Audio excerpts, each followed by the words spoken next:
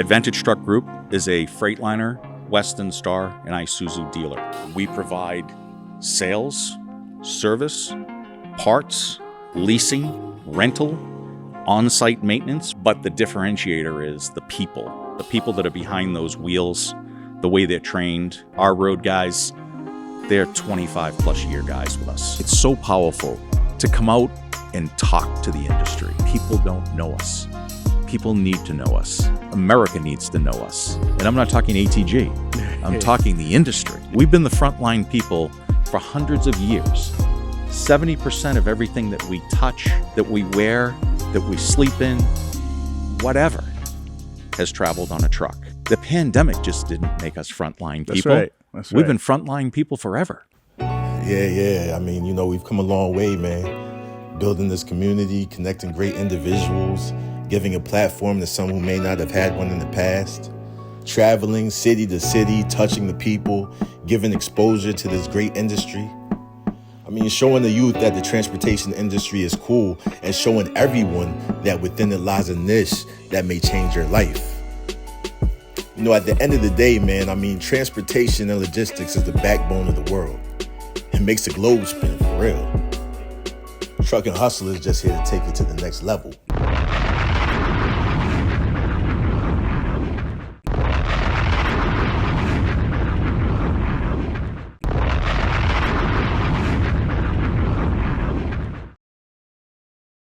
All right, Hustle fam, we are back with another amazing episode, and I am in Shrewsbury, Massachusetts. I am here at Advantage Truck Group with their CEO, Mr. Kevin Holmes. Kevin Holmes, how are you, sir? Hey, good morning, Rahmel. Thank you for having me on the show today. Man, thank you for allowing us to come and be here. Beautiful facility. You guys look like you're doing a ton of things, not only selling trucks, but it looks like we have like an education center here for technicians and so forth. So we're going to talk about that. A lot to talk about in the industry right now, especially with, shortages. There's been issues with trucks, right? So we want to talk about the dealership side. And like I said, we want to talk about technicians, huge demand for technicians as well. But you built your business from the ground up. So I hear, right? So Truck and Hustle is an entrepreneurial podcast. We love to talk about that grit, that determination, that entrepreneurial story. So I think you'd be the perfect person to kind of touch on that. So kind of talk about your background, where you from, and just kind of get into how you got started in this industry, man. Sure. So probably think it's crazy, but started around sixth grade. Okay. Building AMT model trucks was my passion. And what I would do is I would look at local companies that had specific trucks, and I would mold the AMT models to those trucks. So that's where the truck passion began. Got it. Was your dad or anything into trucks? Like, what? Believe it or not, no? My dad was in the food business. Okay. So, actually, it's just in you. You got it. Yeah. So 13, 14 years old, started reconditioning cars in my driveway in the city in Rosendale, Massachusetts. Grew up in the city. Okay. And had local trucking customers bring their trucks to me as well as their cars to detail. At 13, you said, right? At 13, all right. Yeah. So the city street, it was Rosecliff Street in Rosendale. And Saturday mornings, you used to have a line. You had a couple of tractors there. You may have a dump 10-wheeler there. And they were there to be detailed for the weekend, and they'd come and pick it up. And fortunately, back then, obviously in the early 70s, mid 70s, you didn't have neighbors that complained about large trucks and right. and smog and et cetera, which we know aren't all true today, right? But needless to say, so it was called Kev's Car Care, and that's where that piece of it began. Okay, so you started early, 13 years old. All right, and you're detailing trucks. Yeah, so from there, there was a local contractor that spent a lot of time with, learned how to work on equipment from there, and was attending Catholic Memorial High School in West Roxbury at the time. And they, what's going to be interesting, I think, later on as we speak about the perception of the trucking industry, right? That the brothers there, they were Christian brothers, and they were all focused on, you need to go to college. Right. And quite frankly, I did not go to college. I was self-taught in the industry, and again, loved what I was doing. And from there, Again, 1984, started my own business in a service station in Ashland, Mass, where I live today. And with $12,000 of life savings at the time, it was myself and a gas pumper. So I was the mechanic, and we had our gas pumper. $9,000 of that money went into the gasoline in the ground, and $3,000 went to rent. And there was no working capital. Wow. So, needless to say, it was an interesting beginning. But in 1986, we had an oversized bay at the gas station that I used to do diesel work in, and that's when the neighbors began to complain. So, we had to move off of Homer Ave, where the gas station was, up into a suburb of Ashland. And the only way that we could bring customers into our facility was through road service. And it's interesting because today, that's something that people think is cutting edge, to have a road breakdown truck and so forth. And quite frankly, that's the way we began. We had to get the customers to us. They couldn't find us without us being out on the roadside bringing them in. So, again, predating, but Munson Transportation, Anchor Motor Freight, Leaseway Motor Cars, they used to haul GM product, and their manufacturing facility was, one of their manufacturing facilities was in Framingham, Mass. And we used to do all the car carrier work. We'd weld, we'd repair, we'd chase them all through New England. Myself and gentleman that runs our leasing division that's been with me for 37 years, it was he and I in the road trucks. And when we take a tour later on of the dealership, I'll show you the first 2 road trucks that we used to chase those trucks with. So, needless to say, 1990 came around, and the opportunity arose that the company that had the Freightliner franchise, they were going to become a Ford dealer development store. And Ford obviously didn't want Freightliner dual branded at their factory store. Right. So the parts manager there gave me a call one day and said, "Hey, listen, this may be coming of opportunity." And we did a lot of parts business with them on the independent repair side. And that's where it all began. 1990, we became a parts and service dealer for Freightliner in Southborough, Massachusetts. That was our first location on what you would call a major route, Route 9. And from there in 1994, we took the full line of sales on, and there hadn't been a Freightliner dealer in this market for 8 years. So you can imagine what it was like to go out and promote the Freightliner product, try to find those Freightliner customers. So point being is it's always been a challenge for us. And I think that's what drives us, because nothing has come easy, nor would I expect it to. But what's come out of that, when you think of 1984 and you think of today, from myself and a gas pumper to Advantage Truck Group today, here in Shrewsbury is the central office. And then we have 8 locations that span New England, all being on major routes. And we employ over 400 members and managers today. So, again, it's interesting to look back because how we did it, I don't think you'd be able to duplicate today. But it's been a great opportunity for myself, for my family, for the members and managers of this company, and having started from the ground floor, I think I have a different perspective on people, quite frankly. And without good people, we can't do anything anyways. We know that. And most importantly, our customers can't keep rolling down the road without confident people working on their equipment, trained, certified, and most importantly, with an attitude that they want it fixed right the first time, and they don't want it coming back, as we don't want it coming back to the dealership because the truck is not rolling, it's not making money. So, and it's interrupting their customer. So we are that extension to their customer. So that it's a pretty simple concept. However, sometimes people don't really grasp that. So got it. Well, amazing story. Advantage Truck Group. So just so the audience has context, what is all the services that you guys offer today? Sure. So Advantage Truck Group is a Freightliner, Western Star, and Isuzu dealer. And we provide sales, service, parts, leasing, rental, on-site maintenance. We run on-site maintenance vehicles, which we call warranty on wheels.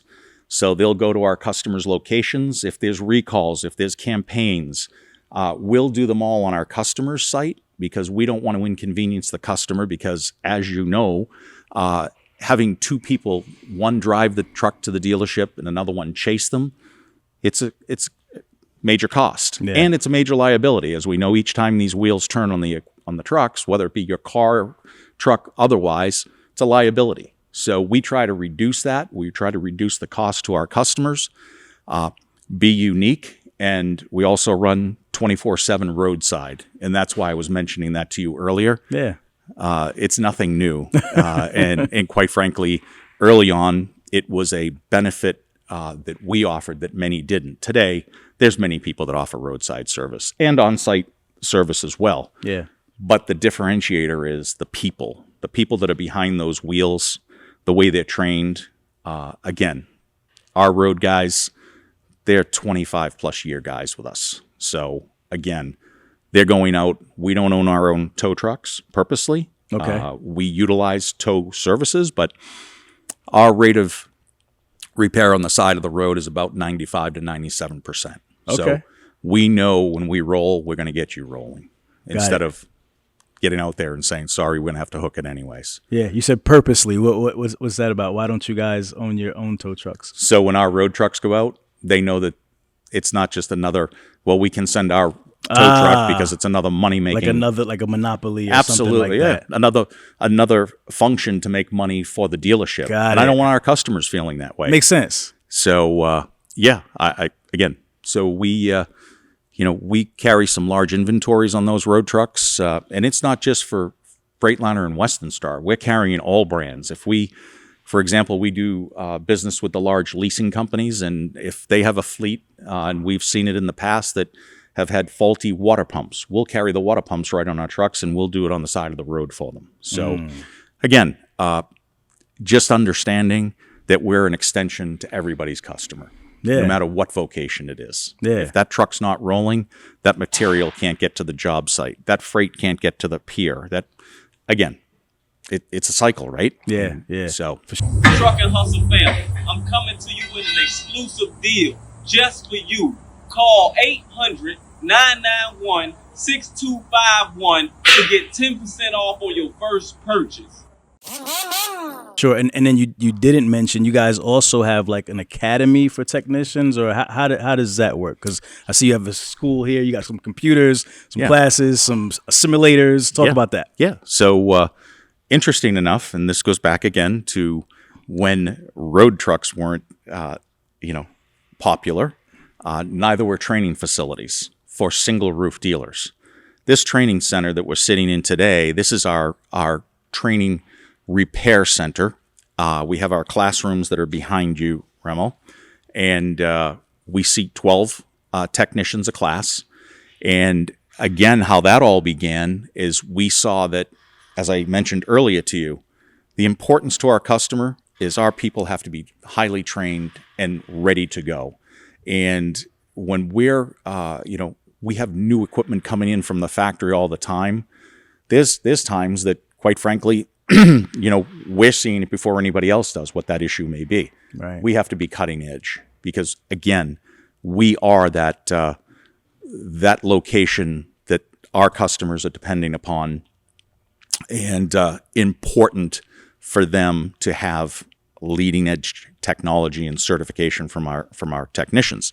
So again, classroom setting, our training director, he was our service manager for double-digit years. Been our training director now for 10 years.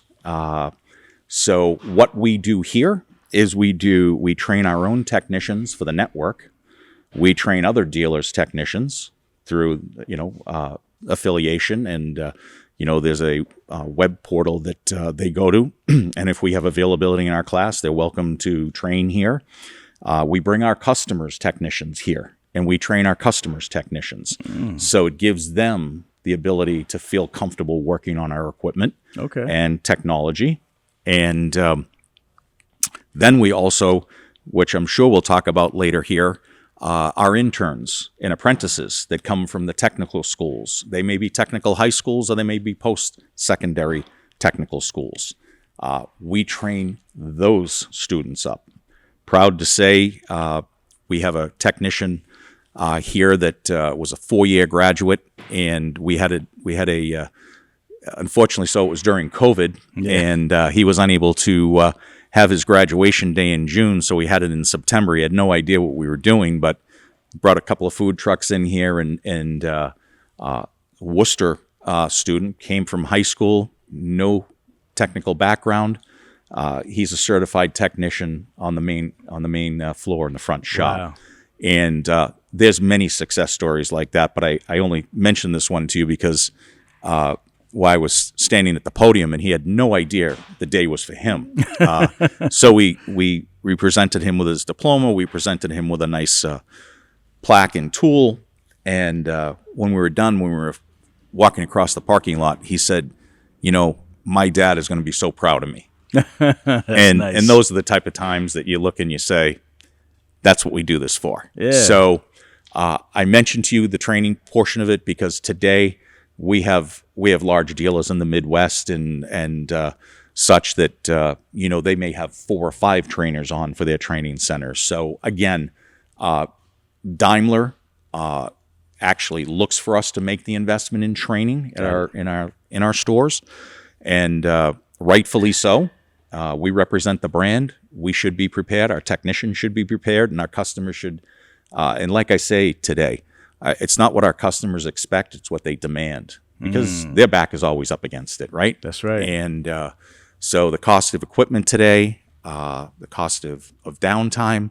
So that's what we do here in the training center. You mentioned the simulators. We have the Cascadia simulator. Pretty neat. We have a P4 Cascadia that you're sitting in front of. We have our new 49X here that I'm sitting in front of. So really, really neat technology that is built into this equipment. And when I say neat, safe, efficient, clean. I'm going to make this statement here that the exhaust that comes out of these tailpipes today or stacks today is cleaner than the air we breathe. Oh, wow. Okay. So that's a big statement. Yes. So we've come a long way. Wow. And we'll continue to do that with leading edge technology. You hear about battery technology and EV technology and everything that's happening in that world. But again, there needs to be a bridge to get there. We can't just push out the fossil fuel, the internally combusted engine, and just bring in electric vehicles. Right. It's impossible. It won't happen. Right. Okay. You mentioned customers a bunch of times, right? It's all about the customer. So who is your customer? Tell me, what does your typical customer look like? So our typical customer, there's many that have large road customers. There's many that have large regional customers. There's many that have large vocational customers. What's interesting about New England is we have a mix of everything. Okay? Needless to say, we have 30-year relationships with customers. Boyle Transportation, for example, they're a company that we've done business with for over 30 years, second generation there now, and amazing to see the advancement in the fleet, the equipment that they run. However, what's very interesting is ever since we've been doing business with them, it's always been them looking for state-of-the-art equipment and always being on the leading edge. And that they have been. Obviously, when you're hauling sensitive material for the government, when you're hauling high cost pharmaceuticals and such, you need that safety and technology. You need to have a fleet that is up, running, and fully engaged with their customer, and they are that fleet. Yeah. So they are a road fleet of ours that you would call a road fleet.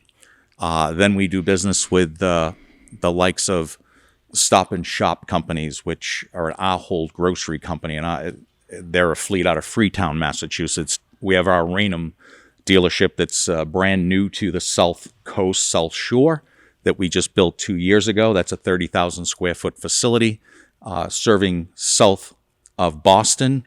the South Coast, which is New Bedford, Fall River, and Rhode Island, and then we take it on to Cape Cod. So that was the purpose of putting that dealership up there. So we're 2 exits away from Stop and Shop. They have about a 350 to 400,000 square foot distribution grocery facility there. So that's a regional fleet per se. Then we get into the vocational and municipal business. And that business here in New England, especially Massachusetts, is a business that we highly engage with. So gravel haulers, asphalt bituminous companies, and not just in Massachusetts, New Hampshire as well, our Manchester location, the companies such as GMI. They're a asphalt hauler in New Hampshire that we do business with. About 30 plus trucks in that fleet, 4,700 Western Stars.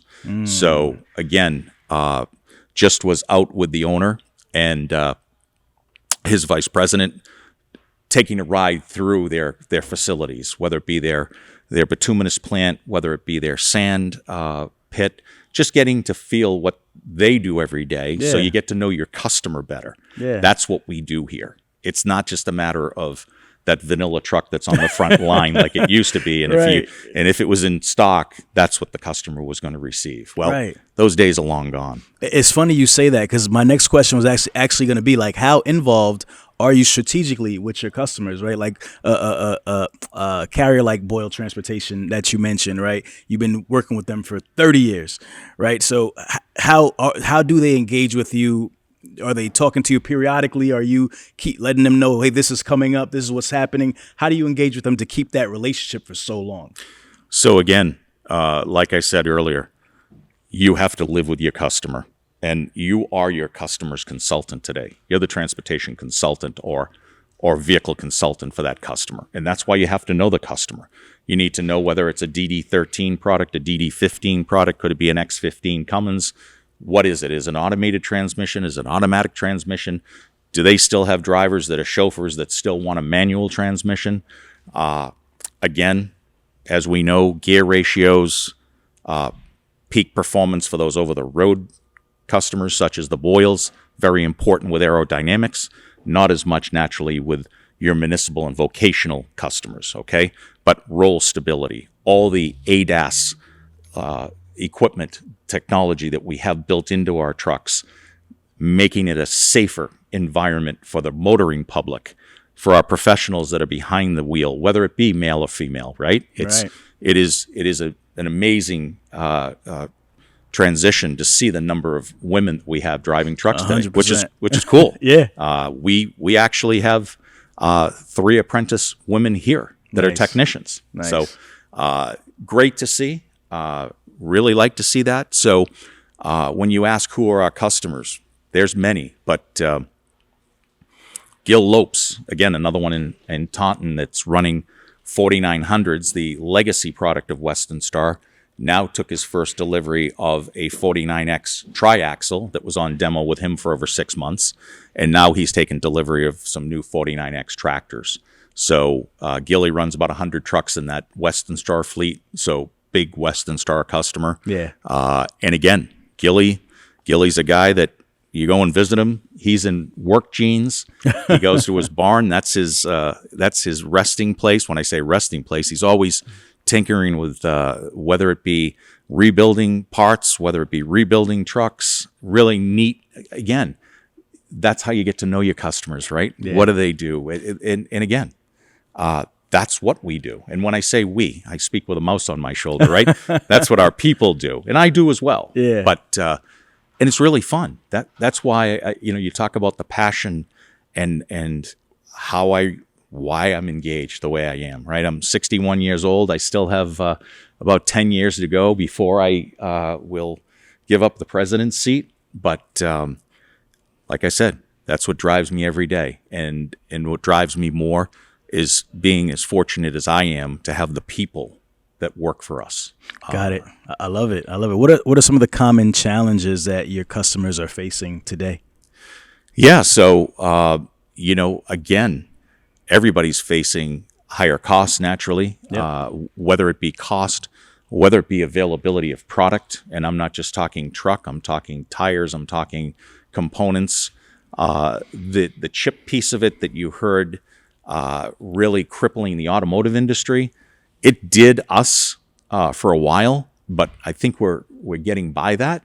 And the one thing that I will again say for Daimler, whether it be the Freightliner product or the Western Star product, what we've been very fortunate with our manufacturer is that when they have told us a truck is going to be complete and ready for our customer, for the most part, there's been some hiccups along the way, but for the most part, that truck is here for our customer, and that's huge. When you can rely upon your manufacturer to know that your truck is going to be there for your customer, and what you're telling your customer is factual. That hasn't happened in a lot of other situations. Okay, Right. So again, we're still not through it yet. We still have challenges. Hopefully, for the most part, we're through COVID. So the human aspect of it, the health aspect of it, I think we're by that. So that's not crippling us at the manufacturing facilities. But again, we still have those parts challenges that find their way of making it ugly for us. For sure. Nick, what is Fleet Drive 360? It's hard to put that into one sentence. The compliance process is so complex. So what Fleet Drive 360 does is it makes it simple. It gives you a process and a foundation that you can build on, and allows you to hire your drivers, onboard them quickly, maintain their compliance documents throughout the life of that driver or that vehicle. And it gives you one place to go when things get crazy, one place to go to find out the compliance status of your entire business. What it is that one-stop shop for all your compliance needs.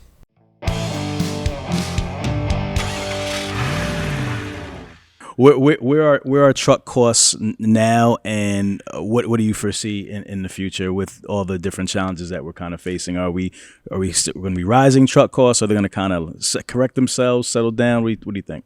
Yeah. So again, if I had a crystal ball and only looking at what's happening today, with some of the EPA regulations that we're going to be faced with, and some of the equipment that it's going to take to get there to meet their requirements, it could be a very expensive proposition. And again, like I said, if I had a crystal ball, but could be 25, could be 40. That's and again, you look at the challenges that we face today with the cost of products, let alone adding another, $25,000 or $40,000 to, and that's anybody and everybody's vehicle. That's not just Daimler, for sure. And that's just like I said, that's just a guess. Just a guess. Yep. Can you dive into that, like the different things that's going on with EPA regulations and so forth and so on? Because a lot of people may not be familiar with what's happening behind the scenes. Yeah. So again, just brief overview. Yeah. We have emission standards, EPA standards that we're going to have to meet for 24 and 25. That, quite frankly, again, could cause that price increase. And also... and why does it cause the increase in price? Just so people can connect it. Well, there's warranties involved. There's specific criteria that the EPA is requiring the manufacturers to provide and enhance their product with. So, again, don't want to get into the political side at all. Yeah, I got you. But again, you got to keep your eyes open to what's happening. And this isn't, sky is falling pre-buy. You don't want to get into that again. But everybody should be cognizant, and they should be watching and listening to CARB in California, because EPA is following the CARB mandate. Okay? So that would just be my suggestion, that, voices need to be heard, because as I said to you earlier, the emission, the exhaust that's coming out of our equipment today is cleaner than the air we breathe. So we're looking at the minority, not the majority of the offenders. Yeah. And we have a large target on our backs, and unfortunately, so with the EV mandates that are being pushed down, it's creating a lot of heartache. We still don't have the infrastructure for our electric vehicles. So, what happens if we don't have charging stations? Right. What happens if, there's other means of powering this equipment that we don't have the resources for? So a lot of questions that need to be answered, a lot of information that needs to be shared. And one piece that I would mention is through American truck dealers. We visit Capitol Hill and we visit with the senators and representatives, and we're there to talk about the transportation industry, okay? Because a lot of people don't really know who we are and what we do. And when we go to Capitol Hill, we'll speak with the representatives, we'll speak with the congressmen, and we'll talk about the challenges that we have, such as federal excise tax, 12%. It's the oldest tax on the books, okay? Can you explain that for people who don't understand it? Sure. So federal excise tax is a tax that is assessed by the government, and obviously it's on heavy equipment, and it's a 12% fee that you as the buyer are going to be assessed. So that's why I talk about, any further enhancements that are being made. So we have a repeal that we're looking for on Capitol Hill to repeal FET. As I said, it's the oldest tax on the books today, and it dates back to World War I. So we're not looking for a total defeat on federal excise tax. Let's talk about it. Let's see how we can some common ground. Sure, because again, if we think about federal excise tax is on diesel equipment, well, what happens when we go to electric equipment, right? Right. So there's those type of conversations that are being had. So that's the FET piece of it. The other piece is I use this all the time, and when ATA's road team was on the White House lawn, and the president was actually welcoming, it was FedEx, UPS, there were a couple of others, and this was during the pandemic, and they were talking about, how we were the frontline people. Yeah. Well, we didn't just become the frontline people. Right. Okay, we've been the frontline people for hundreds of years. 70% of everything that we touch, that we wear, that we sleep in, whatever, has traveled on a truck. That's right. So, again, I tip my hat to the men and women that are in these vehicles 24 hours a day, 7 days a week, 365 days a year, because these are the people that are keeping America rolling. And that is why I use that analogy, because the pandemic just didn't make us frontline people. That's right. We've been frontline people forever. Yeah. And that's why, as I go back and I say to you, you said I talk about the customer, I do, because quite frankly, it's our responsibility to invest, train, and reinvest in our organizations to be the best that we can be for our customer, so we can keep America rolling and so they can keep rolling through America. Yeah, no, 100%.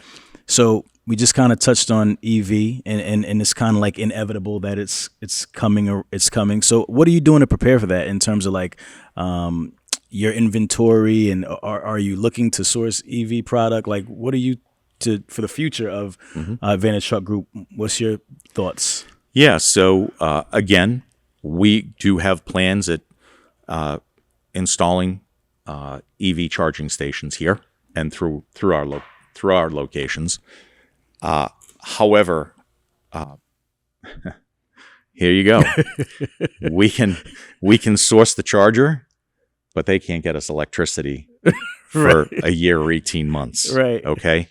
And in some cases, and you've had situations where fleets have gone in to build a charging infrastructure, and the electricity demand for that infrastructure is more than the entire town That's crazy. that it resides in. I've heard that. Okay? I've heard okay? that. That's So, crazy. again, you ask preparedness. Absolutely.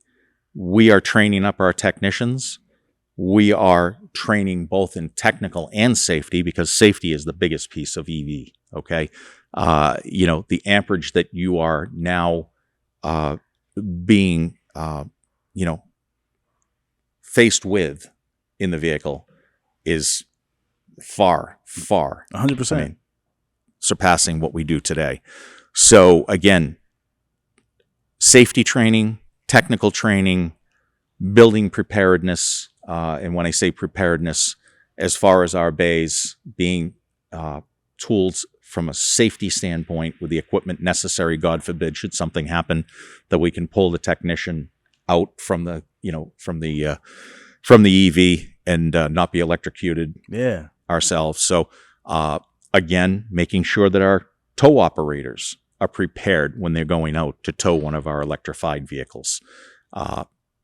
There's a lot that goes into it. It's 100%. not just a matter of just, Like ordering. we're talking like a whole different world here, man. Yes, you are. and quite frankly, we haven't even talked about the new world and new opportunities, though. So mobile charging units. Yeah. Okay, we're looking at those as to, what is the cost to facilitate them, and how do we price it? Because we know people are going to run out of electricity on the road. We Yeah. know it. We know it. So they've run out of fuel. They sure as heck are going to run out of electricity. So from a Massachusetts standpoint, we are one of the 15 opt-in states. So we're one of the lucky ones that adopted it first. Of course. So needless to say, like I said, without getting into politics, but so maybe we'll see them in our container yards, Conley Container Yard in South Boston, which they have some good lobster rolls over there in South Boston. So We're going to check some of those out today. there you go. So needless to say, we're seeing early adoption by the state, but not by the customer. Got it. And remember, the costs are most of the time triple what you're paying for an internally combusted engine truck today. Got it. So So we have a lot of smaller carriers that listen to this podcast, right? Do you service smaller carriers as well, like the guys who are like 20 trucks or less? And how does the experience with them differ from like the larger outfits? yeah, so we absolutely encourage this business was built on one customer, That's right. not thousands. Okay, and I'd rather have 100 or 200 small customers than I would one large customer. So we very much encourage that business. And again, it's interesting because we have a trailer drop yard just up the top of the hill here. And we'll see some drivers in there once in a while trying to grab some sleep or something like that. And I just like to know who's up there, what they're doing. And the sad part about it is, there's nowhere for them to park today.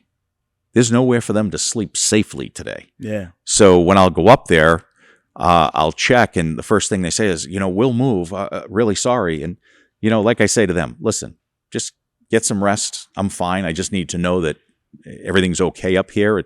It's obviously my property. And but point being is, we need parking for these professional drivers. 100%. We need safe parking for these, professional drivers. And that's one thing that I can say that we are proud of. We do work with the small fleets, very much so, and again, we give them the care, concern, and expertise that we do, whether you're one truck or you're 1,000+ trucks. Yeah. So that does not change with us, and won't change with us, quite frankly. Got it. What about in terms of like financing options? How do you guys look at that? Do you have different types of financing that you use, or can you talk about that? Yeah. So, on the new truck side, we use Daimler Financial Services, which obviously is part of our Daimler Group. Yep. We like to make sure that all our business, does find its way there first, and then we'll use other finance sources depending upon whether it's a new truck, whether it's a used truck. Again, as we all know, the banks are very competitive today. So many people choose the smaller customers choose their own banks. All we want to make sure of is that we can give them the best deal when it comes to the package. And I will say to you that this may be a crazy statement for our discussion today, but I have to say it, that we may not always be the least expensive dealer to buy a vehicle from. Right. But I can tell you this, 24/7, 365, you speak to a live person here. You're not speaking to an answering service, and we're going to get you up and rolling, and we are going to take care of you like nobody else does. So that's the differentiation. So it's not just a, here's the price I have from this guy. Can you match it? We're really not in that business. we're here. Obviously, like I said earlier, we have to invest in our business, and we have to make money to invest in our business in order to give that cutting edge service and care to the customer, no matter what their size. Yeah. So from a financing standpoint, like I said, there's many options just depending upon the size of the customer. Naturally, credit worthiness today, Yep. that's a challenge. But again, just built a new select truck center here on I reference the hill. It's about 10 acres up on the east side of Route 20. So select trucks, that new facility will be opening here April 1st. Okay. So again, that's the used truck operation for our facility here in Shrewsbury. And then we have our own used trucks throughout the network as well. And again, large municipal base inventory as well, because we do like that municipal business, because that's the business that comes home every night. When you talk about what are the customers that we really like doing business with, it's the customers that are local. It's the customers that come home every night, because that's repeat business. That's business we're going to see and we need. However, you still have that transient business, whether it be that owner operator running through the state has a problem, or smaller fleet, larger fleet. We have to make that room. We understand that, and with Daimler having 40% of the market share, that is a challenge, but we make it happen. Yeah. And when I say challenge, it's just, again, every fourth truck that you see running down the road is a Daimler product. So That's right. It's pretty neat. Pretty That's neat. right. We were talking about the technicians a little bit earlier, and there's just like there's a driver shortage, there's a technician shortage, right? So you guys saw an opportunity, a pain in the marketplace, and you guys are solving that problem. Tell me how that's going for you, and just tell me about the opportunities that are out there for someone listening who maybe they want to enter into this industry via that, right? They want to become a technician first. What are the opportunities there for technicians? Yeah, so let's talk about the technician, or just the industry and its as a whole, and the perception of this industry, right? And we talk about big, bad, and ugly and dangerous. Yep. That's what people perceive the truck industry to be, and it's just totally the opposite. Like I said earlier, the technology, the safety technology, the braking, the roll stability, everything that's built into this truck from a technology standpoint, safety advancement, that's all enhancing the safety for our professional drivers, for the General public. General public, thank you. And more so, that's what we need to show the young people and their parents today about the opportunities that are in this business. Because I can say to you that from a technician standpoint, there's six-figure people easily today working on these floors, okay? There's people that just work with a laptop in the express assessment lane, diagnosing the truck. And just like it's in a hospital, the triage of the patient, okay? And then it goes off to that technician that's available and can handle the issue. So it's not what people perceived it was 25, 30 years ago, right? That it was, again, heavy, dirty, dangerous, greasy.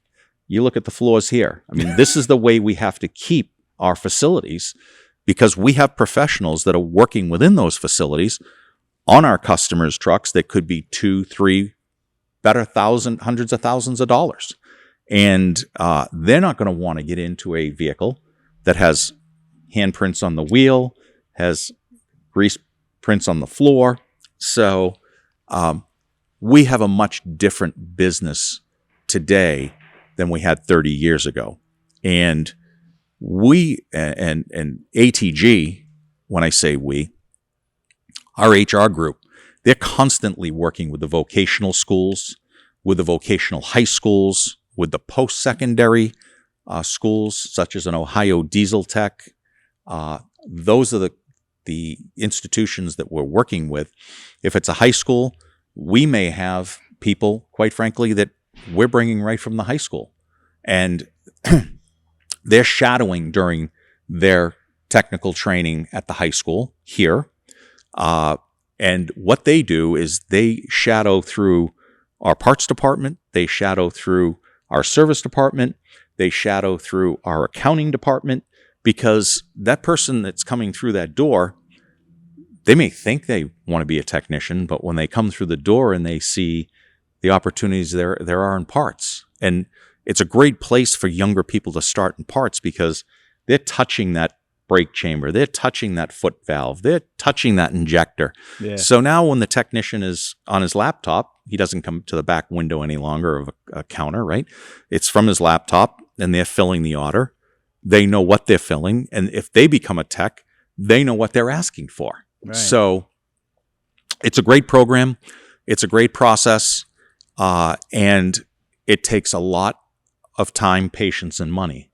However, what we like to do is make sure we incorporate the parents with the students. Because again, I'll go back to the perception. Perception is that parents want their students to go to college. It's not for everybody.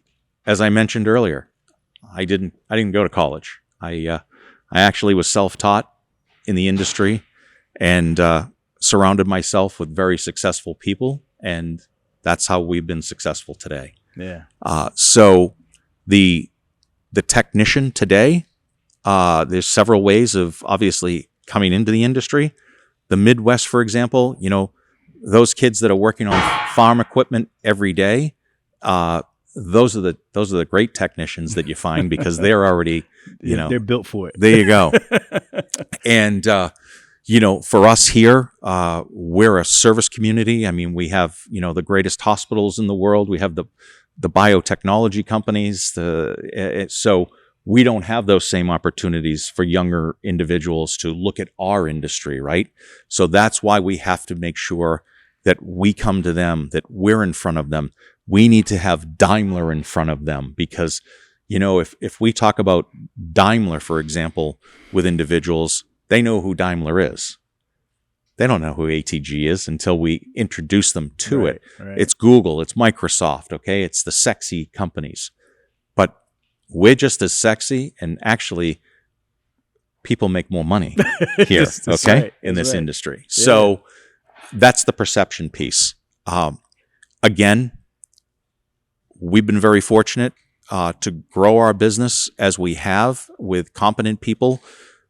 As I said, we're always in front of the technical schools, the high schools, the post-secondary schools, and you don't stop. You don't stop. You look at a calendar, you're at a vocational school or a high school at least once a week or twice a month, no doubt, no questions asked. Yeah. You're always shadowing. You're always having students come through and shadow. So you're keeping people engaged in ATG, in our industry. And again, I didn't mention the sales portion of it too. They do go through the sales group as well and work with the sales department to see if that may be a career that they are looking for. Yeah. So it's not just the technician. It's the entire person. It's the entire industry. It's the entire business. We need people for every group or every department there is. It may say ATG on the front, but we're all one, but we have several different departments. We talk about consolidation, and a lot of people, have said that, look at what's happening with consolidation. Well, for us, it was the best thing that ever happened because we went from a single roof to multiple roofs, like I said, and it gives our people the opportunity, and we've had it happen several times, that they're living in Massachusetts today. Cost of living can be a challenge. So they move up to Vermont or New Hampshire. So we didn't lose the technician that we normally would have if we were a single roof. We would have lost them to a competitor. That's right. We are here live at OTR Solutions HQ. I'm here with my partner, Jonathan. Man, listen, factoring is an integral part of the transportation industry. Why is factoring important? Absolutely, Rahmel. In this economy, in this market, cash flow is king. Cash flow is the key to growth. If you have a young trucking company, or if you've been in the industry for years and you want to take that business to the next level, we're absolutely a company that can help. We're a factoring provider that was born in trucking. So that's all we do. We focus, live, breathe the trucking industry. We offer fuel card solutions, freight through our partners at DAT, insurance, really any need that you have, we should have a solution to help you with it. So I hope you'll give us a call today. Let us know what we can do to help you out. Get the rest and roll with the best. Let's go.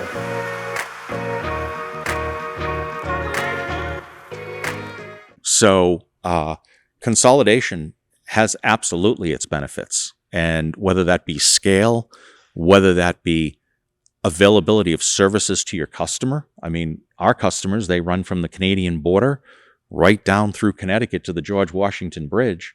And that's all our area. That's all our area of coverage. So now they literally don't have to worry as they come through New England. We're going to take care of you. That's right. So those are some of the benefits. But I still go back to the people. And, you know, I was one of them too.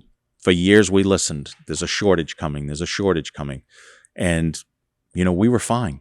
Well, that's not the case today. You know, you have attrition. You have people that unfortunately so, I shouldn't say unfortunately so, you know, they retire. And again, we need to fill those spots. Yeah. And there's tens of thousands of jobs available in our industry. Hundreds of thousands if you take the drivers, the technicians, your parts people, your accountants, you know, your sales staff. So again, definitely not doom and gloom. We see some very good prospects, and we've seen some great people come through the door. We're very fortunate for that. We are not a company that poaches. Poaches being, you know, we don't take from another dealer. Right. It's just not the way we do business. It makes no sense because it's only going to happen to us. So that is, you know, years back, 20 years back, you had people that would continually coming through your front door looking for a job. Yeah. So you got to be creative. You have to be continually working on ways to attract that talent, and it all starts with your reinvestment in your business, like I said. So, yeah, and it's interesting. What gave you the idea to do that and bring everything in house? Because I'm sure you guys are pretty unique in doing this, right? Like everybody doesn't do what you're doing in terms of, you know, going to the schools and actually bringing people in from high school and starting their career out there, right? Like what gave you that idea? Had that foresight to be able to say, hey, this is how we're going to get our new talent in? Well, let me say to you, the prior HR group, unfortunately so, it was the definition of insanity. We were doing the same thing over and over again and receiving the same results. Yeah. And that was not finding anybody. So we had to take a good hard look and say, how do we resolve this problem? One of them is Skills USA. Skills USA is it's a high school collaborative in each state of the country. They have a annual skills competition in Kentucky, and we host Skills USA Massachusetts here in Shrewsbury.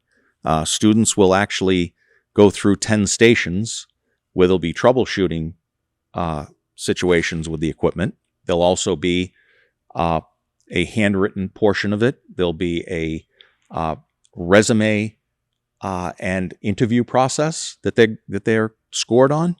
So staying in front of the high schools that way by, again, sponsoring the training here.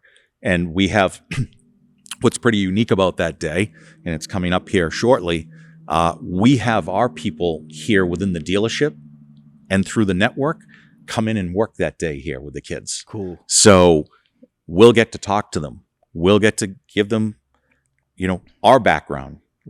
Tell them a little bit about our story, and then we hear their story. And again, highlighting our organization. And more importantly, though, is like I said to you, is we do it because we want to. That's Right. that's the big piece of it. Right. Yes, it's a necessity, but there's many things that are necessities that you don't want to do. This is one of them. And when I say that, I mean it. We take pride in it. We look to make sure that we provide the technical challenge for these high school students here locally. So when they go nationally, they're going to be competitive, and they have been. They've seen that competitive nature of Massachusetts grow, where they've been in the higher 1 through 10 opposed to 40 or 90 or whatever the case.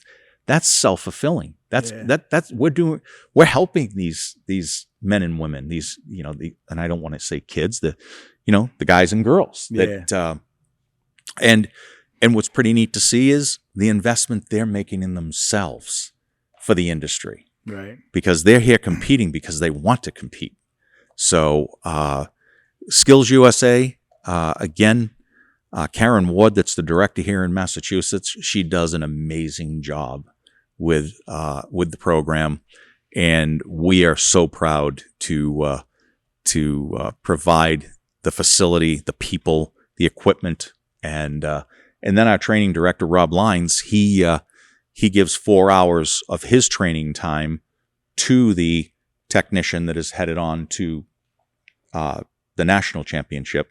So it gives them a better when I say better preparation, helps them more so be prepared for the nationals. Yeah. So great to see.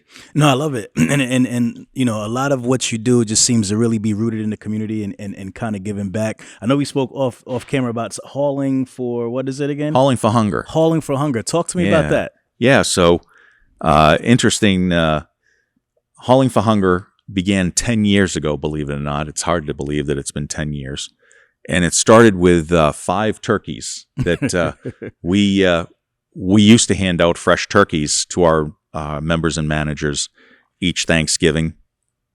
And we had 5 left over one year, and we brought them to the Shrewsbury Youth Center. And that was the first year of giving. Okay. And through that, we actually, throughout the years, we have been fortunate enough to bring on sponsors, many of them, Unibank being one, Select Trucks, Dennis K. Burke, he's a local fuel hauler. You talk about the vocational business. Here you go. You talk about your customer. Ted Burke and his mom were here this year to deliver meals. Okay. That's the type of impact this has on our customers. We had the CFO of Unibank here with his team delivering to our community. Okay. It is amazing the kindness, the caring. It is, by my general manager's description of it, the best day of the year for us. And it is. Yeah. It is a day that we're reaching out to the local community. Today, what we do is throughout all our locations, 4 times a year, we have deliveries that go to the local food banks. And our members and managers of those dealerships, they choose where they want to deliver that product, okay? Which we never did before. It was only here in Shrewsbury. But this year, being its 10th year, we have served over 30,000 meals to the community. Nice. And our director of marketing and her assistant presently, they have done such a great job of pulling it together, working with the local, the BJ's wholesales of the world, getting the product here. Everything, they have what they call a pick and pack the day before we distribute to the community. Again, we have our members and managers. Our customers will come in. Karen Ward, like I said, from Skills USA, she brings her students in for pick and pack. So they're putting bags together for each family. We had, for example, again, you think about these customers. Table Talk pies, for example. You ever had a Table Talk pie? No, I haven't. All right. Should I think you should. But anyways, local-based company in Worcester. Okay. All right. It's now under the management of a gentleman by the name of Cliff Rucker. He owns the Railers hockey team in Worcester. Okay. All right. Done very well for himself in life, but he gets the giving back piece of it. He heard about Hauling for Hunger. His Railers have been involved, but Table Talk never was. 1,000 pies this year. Okay. For Hauling for Hunger. Okay. Which is just... It's infectious, man. Everybody wants to... It is. Come on board. It is. And again, it's our opportunity to be able to give back to the community. And this goes back to the technicians and looking for people today, right? And you think about all the articles you read, and it's all about what is it that motivates people today, the young people today, not just young, middle-aged people as well. And it's the how the company is involved in the community, what they're doing for the community, what do they do to give back? And I say this to you, Rahmel, because it goes back to our beginning. We never did any of this, and I still don't. We had NEC 10 TV show up, all right, at the Boys Club in Worcester, and they wanted to film me. I said, I don't do that. That's not what it's about. Right. But point being is, it's what you accomplish as a team, what you accomplish together. And long before we realized that people, yes, everybody has to make money, but it's not always about money with them. It's about what the company does. What good does the company do? Yeah. And we've been doing that for 10 years, long before it was even it was popular, right? Exactly. It was trendy. Exactly. And that's not what it's about here. Yeah. It's not about trend. Yeah. It's about doing the right thing. And That's right. like I said, and the outreach and the community support, when I say the business support, just phenomenal. Yeah. And customers. Like Right. I said, your customers want to be part of it. They want to. It's awesome. Got it. It's awesome. Got it. Let's switch gears a bit. I want to just talk about the business of being a truck dealership, kind of full service, what you do. What are some of the important things that you're looking at to remain profitable? What are the things on your spreadsheet that are important to you as a business owner? Well, every dealership wants 100% absorption. And that means they want all their overhead covered by their operations. And that's something that we're proud to say we do. And again, the sales portion of the business keeps that operations business profitable. Got it. Okay, so it's not always, everybody thinks that the glitz and the glamour is sales. It's absolutely a big part of it. But most importantly, like we always say, the salesman can sell the first one, but the operations side of the business, your parts and service groups, sell the next and future Right. of those. So again, that's why the automotive world, what they've been through with what they call allocation today. There's only so many vehicles that each dealer gets that are new. Same situation that we have. I mean, we're on allocation. We only can get so many vehicles. However, our operations side of the business has always been strong. Okay, and most truck dealers have always had very strong operations businesses, that it wasn't totally concentrating on the new truck sales. So for us, has this been easy? Absolutely not with allocation. However, we have the strength, the backbone through our operations divisions to get us through these critical times. Whereas the automotive dealer, quite frankly, their absorption rates are, 60, 70%, where everything was concentrated on new car sales and new vehicle sales, opposed to the back end of the business like we have. Right. So, again, the big piece of it today is the reinvestment. We're reinvesting hundreds of thousands of dollars a year back into our businesses to make sure that we, like I said to you earlier, we have the equipment, we have the personnel, we have to be ready. It's like I speak to Daimler and say, listen, guys, we need to make sure we've never been aligned better than we are today. Because if you're going right, we have to be going right with you. We don't want to be going left. Right. Because the amount of money that we're reinvesting in our businesses through consolidation, through training, through technology, through new product, it's a real challenge.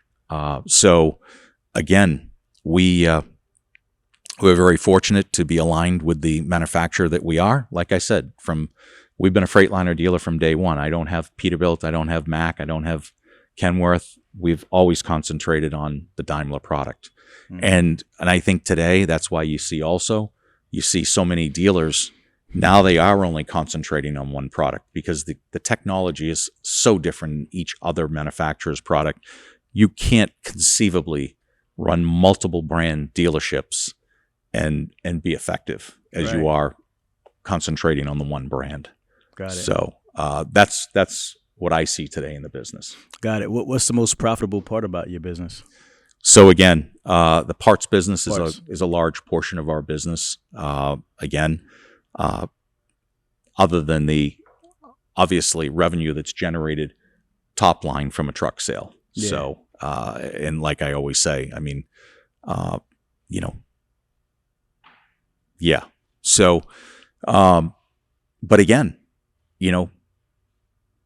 I said it earlier. When we started in the road business, we were unique. Now it's just the same. Everybody has it, right?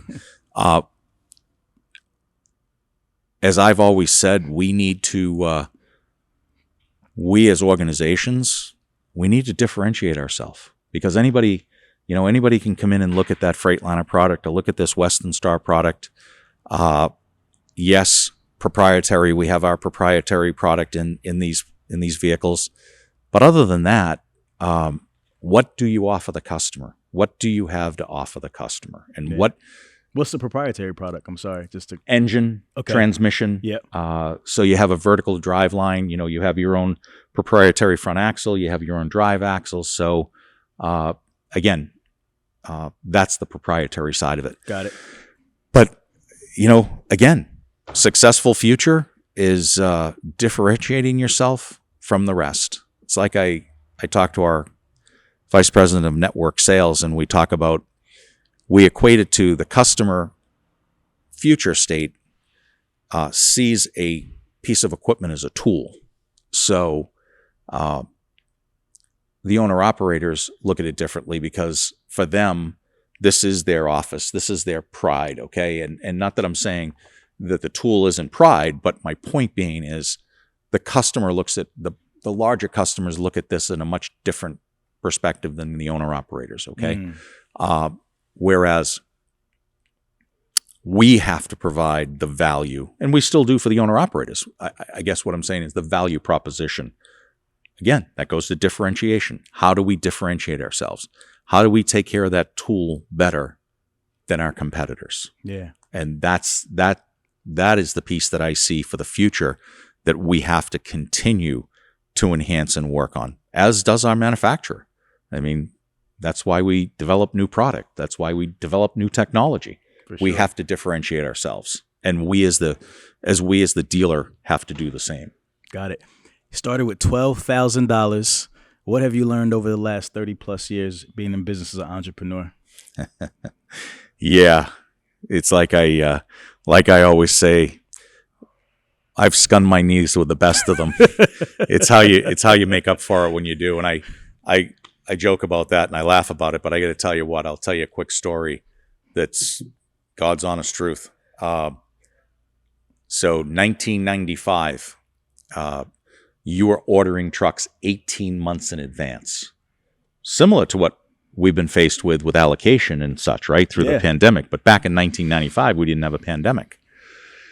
So you had to order your trucks 18 months in advance. Well, the factories all of a sudden loosened up and they had all the capacity in the world. Well, they shipped all those trucks. Now, remember, I said I began our dealership in 1990. Yeah. 1994, we became a sales dealer. So I only had 1 year of training as a sales dealer, okay? Got it. And on Route 9, like I said to you, in that building, we had classic 64-inch mid-roof long hoods. They were 132s at the time. We had M2 white tractors, and they were lined up down the highway because we had to use all the space we could, because remember, we had trucks just rolling in that were supposed to be out months, years, okay? Right. And it looked like a piano when you drove up the street. And that cycle of the truck business almost put us out of business. Floor plan back then, now this is 1995, $30,000 to $50,000 a month. We weren't generating that kind of revenue. Right. We almost, like I said, I clearly remember it. I had my son Trevor, who's 29 today, was 2. My daughter, 31 today, was 4. And I was wondering how we were going to make it. And like I was mentioning to you when we began here this morning, you know, I'm a guy that likes to, I like my hands in the business, and I'm a guy that doesn't give up, and I wouldn't give up. And had I given up, may have been a different story where I ended up, right? Yeah. But point being is, today I can tell you we will never order 18 months in advance. Okay. Maybe we're a little more conservative than the average, probably because of what happened when your life is on the line, Right. and your livelihood and everything that you built with your own hands is almost ready to go. Yeah. It's a humbling experience, For sure. and that's what I carry with me today. Like I said to you, that's why you know, my saying here is we all put our pants on the same way in the morning. That's right. Okay, That's and right. don't ever forget that. That's right. When something like that happens, man, what's your go-to? Who do you turn to? What do you turn to get yourself over that hump, to persevere, to be resilient? Well, let me say, that's why I go back to when I said to you, Daimler Truck Finance, right? We went to Daimler and said, we need your help. And that's why they're the go-to today. Yeah. And that's why they've been our partner for 30 plus years. Yeah. Again, they are a proprietary finance company, which means they obviously finance our product and others as well. But again, point being is they know our business. Any bank, and not that I'm saying they would be doing anything wrong, but they wouldn't have weathered the storm with us the way our own proprietary finance company did. Yeah. So, yeah. Got it. Are you able to share your revenues? really, that's one thing that You kind of let keep me private. say this to you. We're a $250 million company today, Okay. and like I say, think about where we started. That's amazing, So- man. Congratulations. Yeah, thank you. Appreciate Congratulations. that. I love stories of, entrepreneurs who just really, and it's just amazing that you started at 12 years old. Well, you sixth grade. Yeah, sixth grade. Yep. Sixth grade, and you stayed the course, and you knew what you wanted to do then, and look at you now, still doing the same thing and loving it and giving back and helping others. That's what's most important. And I think that's what it is. You see yourself in these young kids, right? And you're like, No doubt. Yeah. And I say it to them each and every day when I see them. And I say it to everybody, you can be who you want to be. It's just how, what you're going to do to get there. And we talk about, you hear everybody talk about the work ethic of the younger people today. Okay. I don't totally agree with that. And what I don't totally agree with is I don't think it's the work ethic. I think it's what their priorities are. And their priorities weren't working 23 hours a day, 24 hours a day like we had to do, right? Right. And there's nothing wrong with that. I mean, if you want to, if you can afford to, and you can provide a quality of life for your family that you're happy with, then that's fine. Yeah. Again, that goes back to my point about how do you attract people? Well, you need to know who you're attracting and how you're going to attract those people, and what's going to attract those people. And quite frankly, spoke to my chief people officer this week or last week, talking just about that. Now you're reading that people want to work part-time, 30 hours a week. Yeah. Well, you know something? If that's what they want to do, we can't change that. We got to figure out a way that we work that schedule into our system. Yeah. All right. Yeah. If it's 2 instead of 1, we have to figure it Gotta out. go with the flow, man. Absolutely. So, sitting there and saying, I can't believe this, or, no, Right. because here's the other phrase or comment I make, that we can't shut our business down for a year or two to bring people up to speed and then open the business again. Right. Okay. Right. Can't happen. Right. So we got to figure it out. For sure. And that's our job. And Yeah. that's what we hire people to do. And that's what my job is as well. Right. So we have to keep the business sustainable and Got keep it. it sustainable for America. For sure. What's on the horizon for Advantage Truck Group? What's in the near future, next 3 to 5 years? What are the plans? Yeah. So, we're going to continue look for opportunities. And when I say opportunities, locations that are close to interstates, because that works very well for us. We will continue to grow. Organically is what I really would like, and we continue to see happening. Like I mentioned to you with our new Raynham facility here in Shrewsbury, we thought we were going to be losing a great portion of our parts business or portion of our parts business to Raynham. Our team here in Shrewsbury has amazingly kicked butt organically, and with that capacity has gone out and found other customers to sell to. So it's amazing when you have that, when you have people that are incentivized that they find new business one way, one way or the other. Yeah, so, for sure. So again, we want to grow and grow profitably. We're not going to grow foolishly. We're not going to, like I always say, need to make sure we have our cookie money for those slow times or those bad times, right? That's right. So we always keep ourselves focused on that, but more so just focusing on our network today and building a larger, like I said, organic network before we go out to just consolidate. Yeah. So continuously improving.